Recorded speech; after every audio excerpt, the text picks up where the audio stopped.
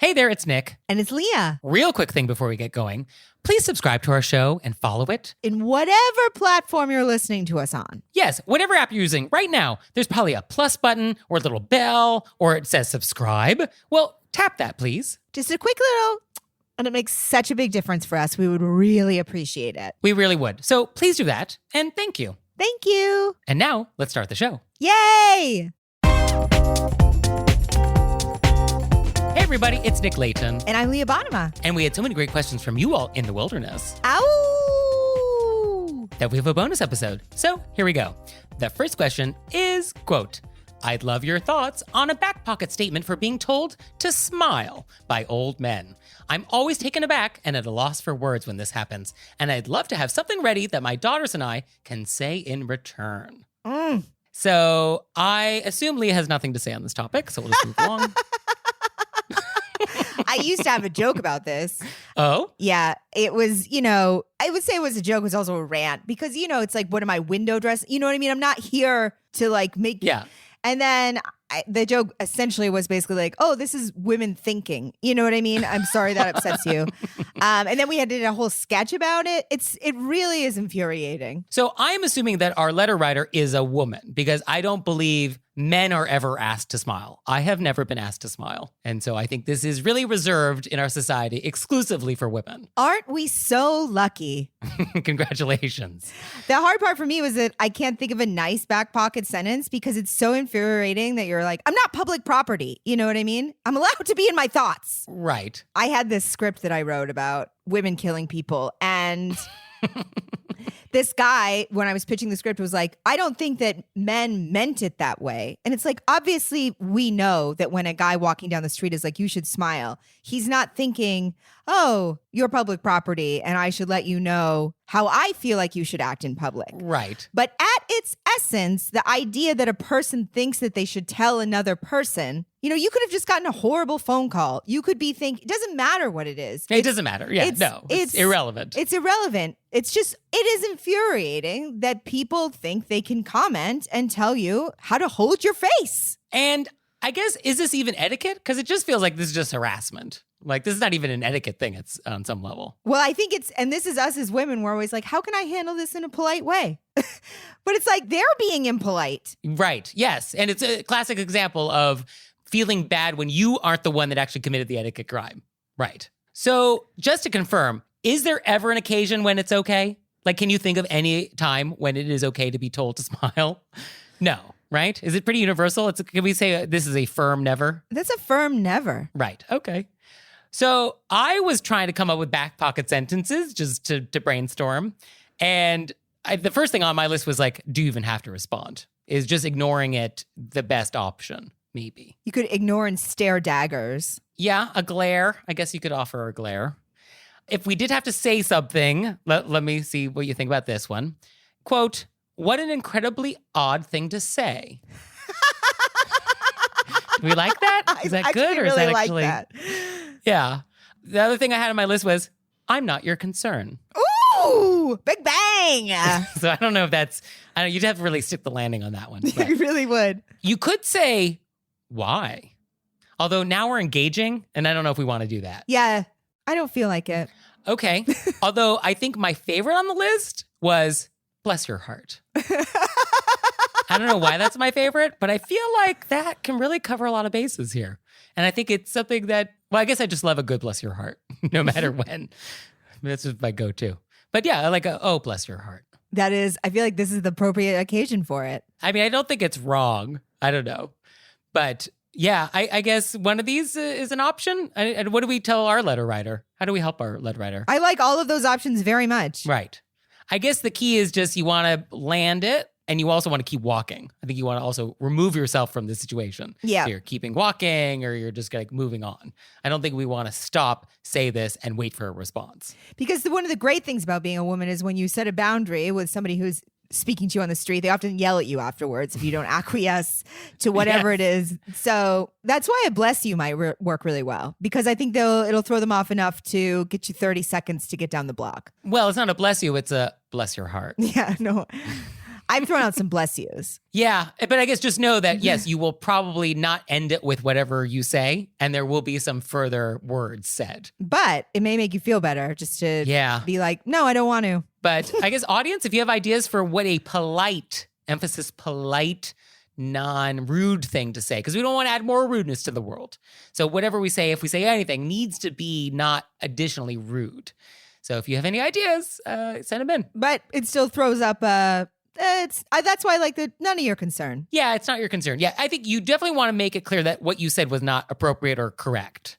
But I don't think we want to do that in a rude way, which is, always possible. We can set boundaries and be polite at the same time. One time I said, oh, we vote now. I like it. It's a little rude. It's just, it's just after a while, you're like, how much of my life has to get commented on by strangers, Right. Although this does happen with non-strangers. So I think this happens to people like in the office, with the boss, with the colleague. I think this also happens in those situations too. In which case, I guess the same approach. I guess that's when you could say why and you could engage them. I've also had people say, and they're basically saying you should smile, but this is instead of strangers, but in that situation where it's closer people, they'll comment on how serious my face is. Oh, okay. Yeah, that's the same thing. In a way that they think that maybe, they're letting you know that maybe you should change how you hold your face. And I'll just be like, oh, this is my face. So helpful. Thank you so much for the feedback. Thank you for your notes. So, okay, I think we gave some options. I really think you knocked it out of the park, Nick. Those were terrific. Thank you so much. And I'm so sorry that society doesn't feel the need to criticize my face, and I can't use them myself. So, sorry, half the population. So, our next question is, quote, my husband just got home from a local park, and he can't decide if what he experienced was rude or not. That's what we're here for. He was sitting on a bench under a gazebo with his laptop and headphones in. Later, a woman sat down on a bench next to him and was shortly thereafter joined by a friend, and they began talking. My husband was distracted by them and had to move to another bench. There are lots of benches and picnic tables at this park, but the only covered space is under the gazebo. My husband thinks that because he was there first and was clearly working with his headphones in, the women should have respected his space and his need for quiet and gone to another bench. I, however, believe that it's a public park and talking, sounds of kids playing, dogs barking, etc. is to be expected. If he wanted a silent place to work, he should have gone to a library. We also wonder if the party with the larger number of people takes priority or if the person who got there first should take priority. Thoughts? Unrelated to the question itself, I love that people are talking about, that they're bringing this up at home and being like, what was the... Sure. Yeah. It's very interesting. This was one of those ones where I was very excited to see what you said because I feel like there's so many factors in here, including that this was many variables. The only seat that was under shade. Yeah, that's a wrinkle. That is a wrinkle. Yeah. So I think the first question is it reasonable to have an entire park bench to yourself? Especially if it's a good bench, quote unquote. I think arguably this is the good bench. In the whole park, this is the good one. It's the shady one. So there is some desirability here. And yeah, I don't think you can claim an entire bench. I don't think you can. So that's my first thought. Unless it was one of many benches in the same, all under the shade. Then it would be weird if people came and sat right next to you. Right. That's the same as it's an empty movie theater and you pick the seat next to me. That's weird. Yeah. Similar vibes. But yes, given the enhanced desirability of this one bench, I think you do need to share it. Yeah. And I understand it's frustrating when you're working and you have your earphones on and then they come over and talk. But I think because it's the only bench under the shade, it was bound to happen. Now, it would be nice if I was approaching this person on the bench to ask for permission. And I would be like, oh, hey, do you mind if I join you? And what you should say is oh, yes, please. I don't own this bench. This bench is for everybody. And so you'd be like, okay. Now, our person in the story, he may decline and be like, oh, no, I'd rather you not sit here. This bench is mine. But he should say, yes, it's okay. And he also may feel differently if a person recognized and asked. Yes, I think he would feel less aggrieved. Yes. Because then he could also have the opportunity to be like, oh, yes, please join me. I'm working over here. So if you wouldn't mind keeping your voices down like that, there could be some negotiation or some conversation as well as part of that little exchange. I can't really imagine saying that. I mean, I couldn't either. I think you just have to share the bench. Yeah. And it's true. I mean, one of the reasons why actually it's sort of helpful to do work in public spaces is you do have that background noise.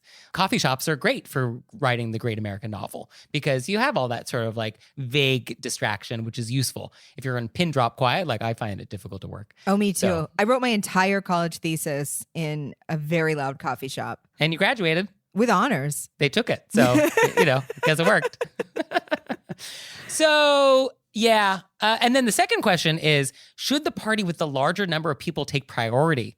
No, first come, first serve when it's a bench in a park. Yeah. I mean, I think you can always ask, I guess you could always ask, like, oh, hey, there's 40 of us. Do you mind if we like have this bench?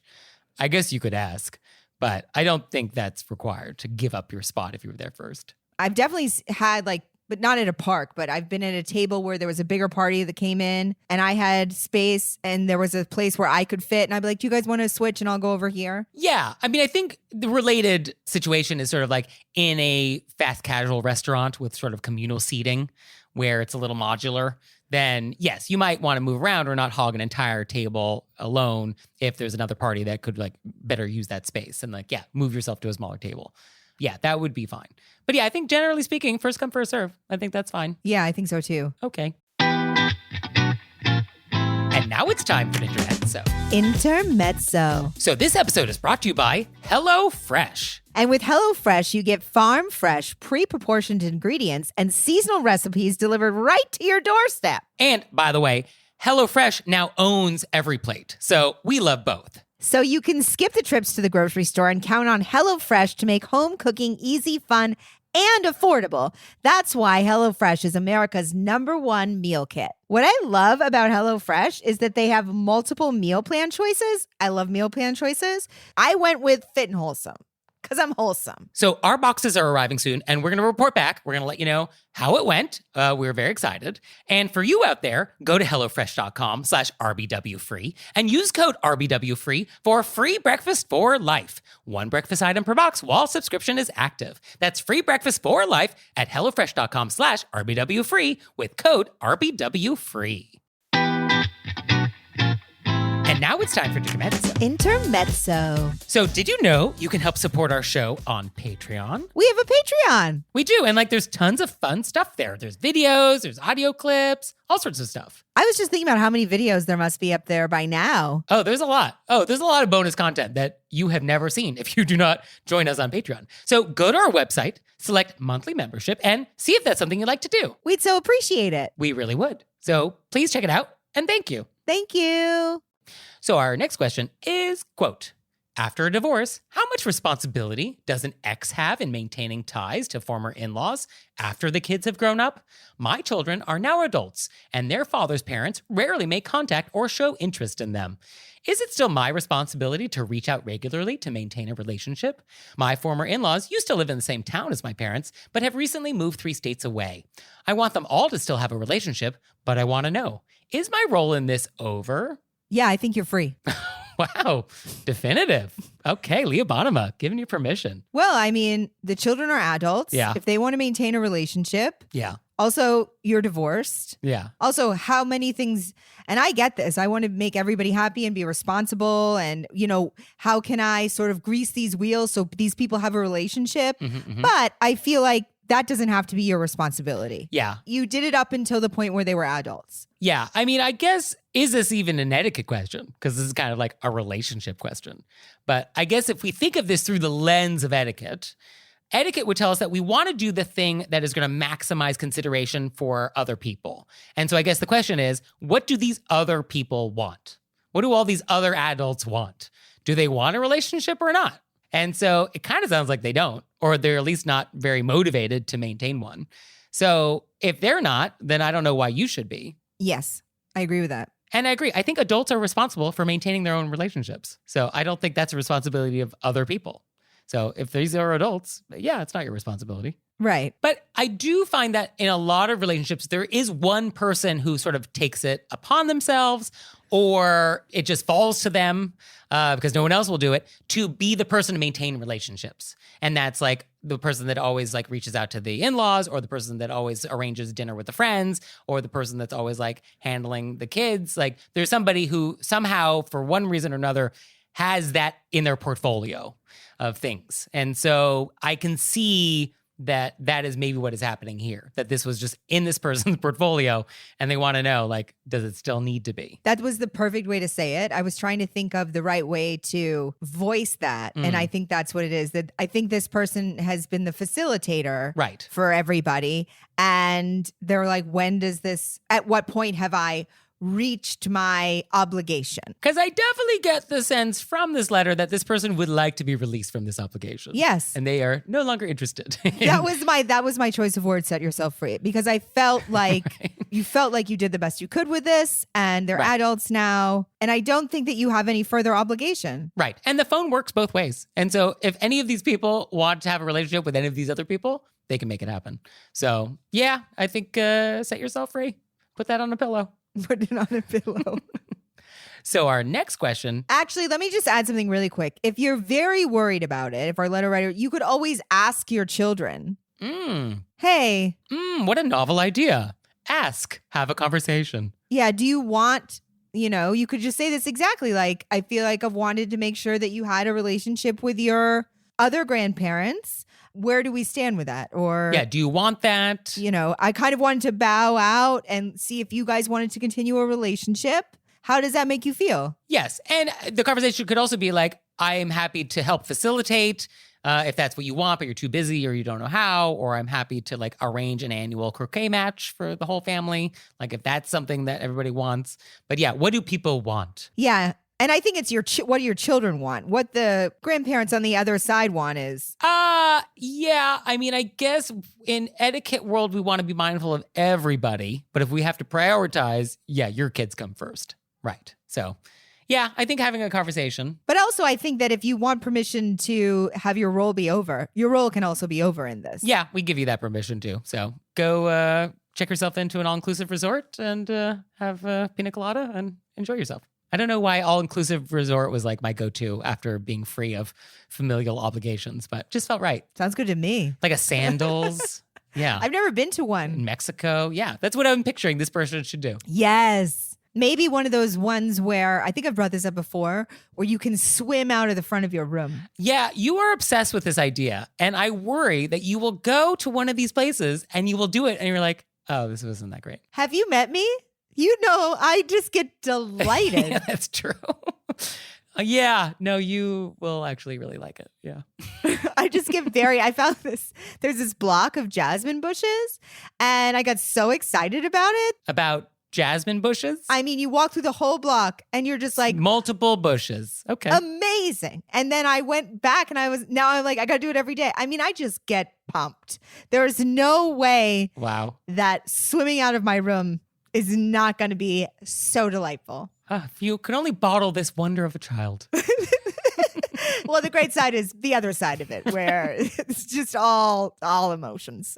Okay. Well, I look forward to hearing about your first swim up experience. Oh, me too. Our next question is, quote, I own a small architectural and interior design firm, and friends and family act like I'm judging their homes whenever I'm over. They apologize, they explain the things that they don't like, and they seem to worry that I'm critical of their home.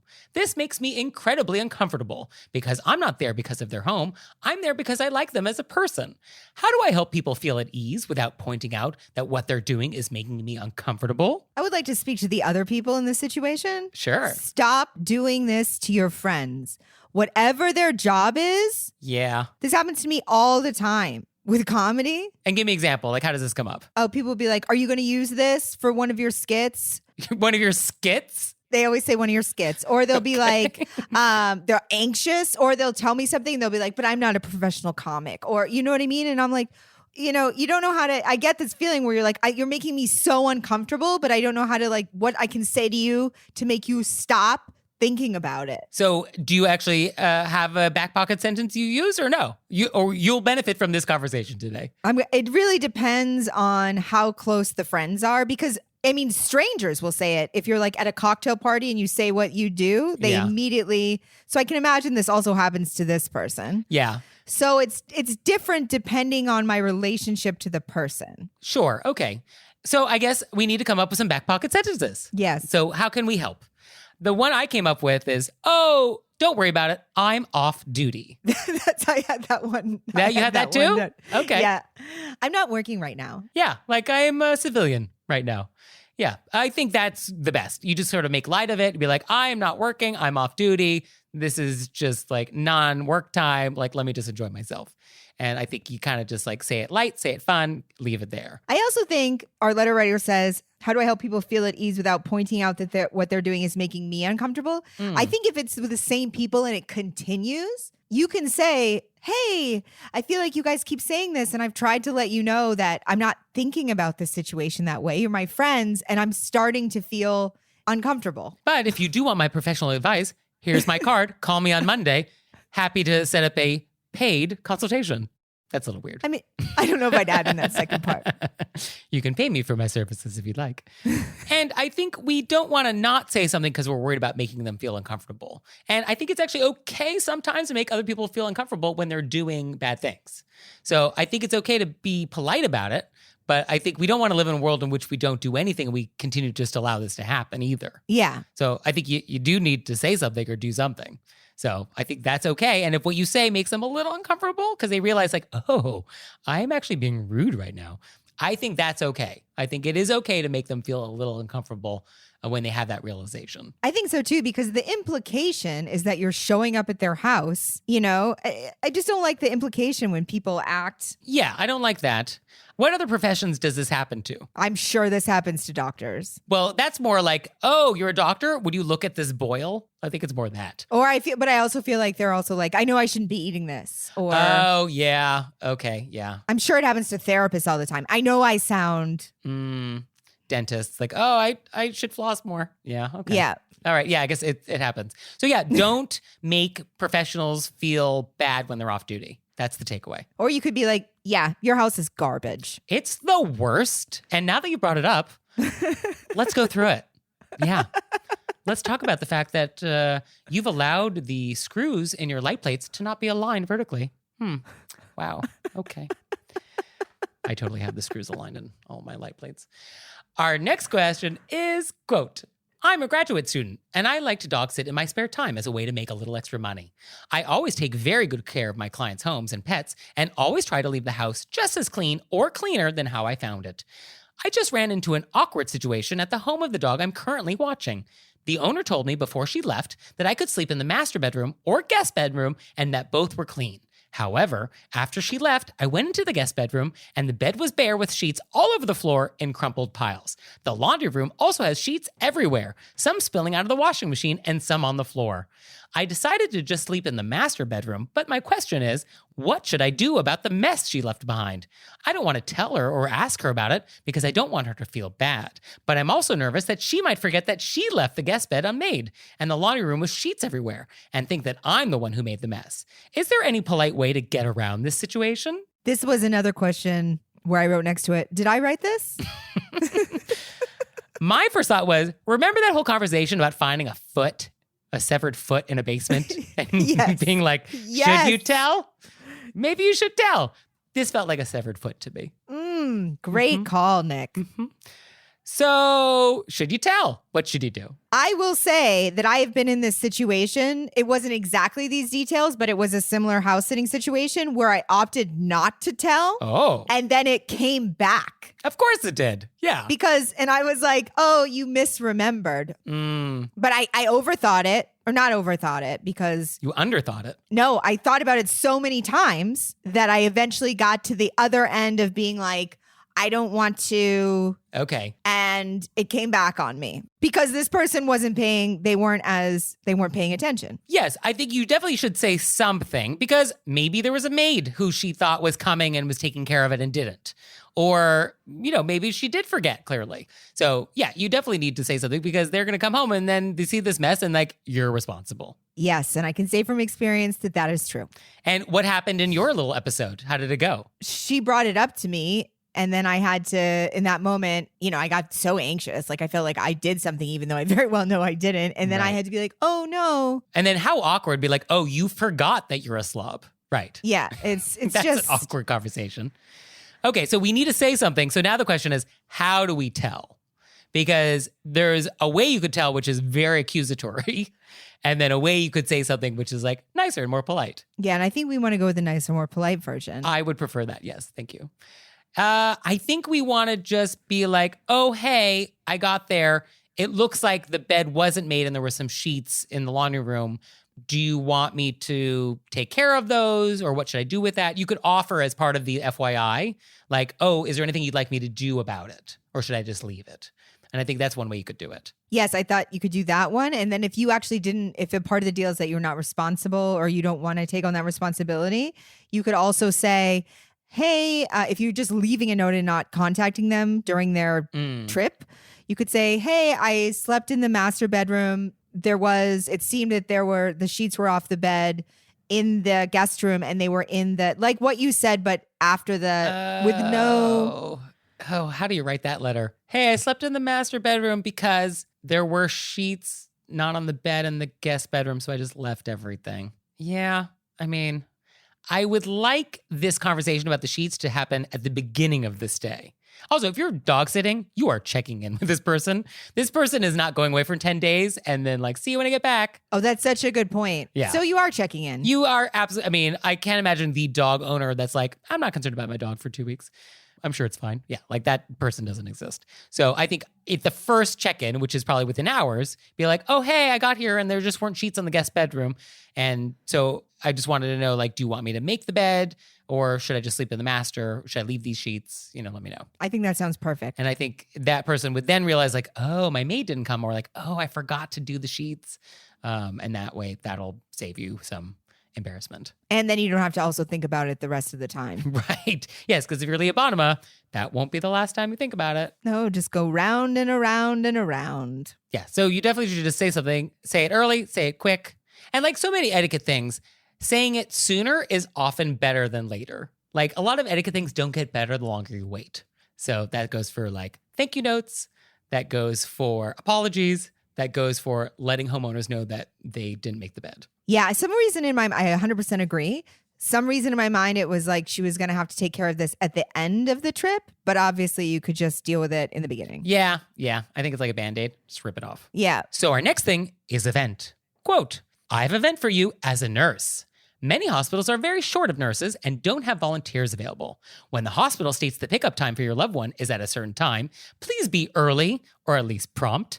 The nurses are the ones discharging, and if you're late or chatty at the curb, our other patients are missing us on the inside. So please be mindful of our time. And don't get me started on how dirty the insides of some of these cars are that we put surgery patients in.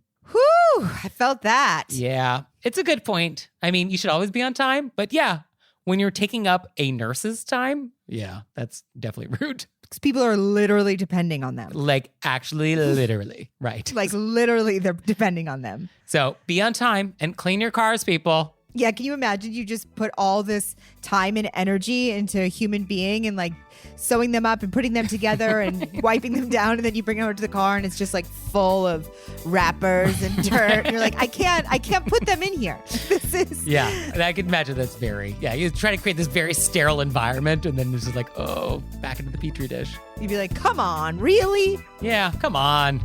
So, do you have an event for us, or a repent, or a question? You know we want to hear it. So send it to us through our website, wereraisedbywolves.com, or you can leave us a voicemail or send us a text message, 267-CALL-RBW. And we'll see you next time. Bye. Bye.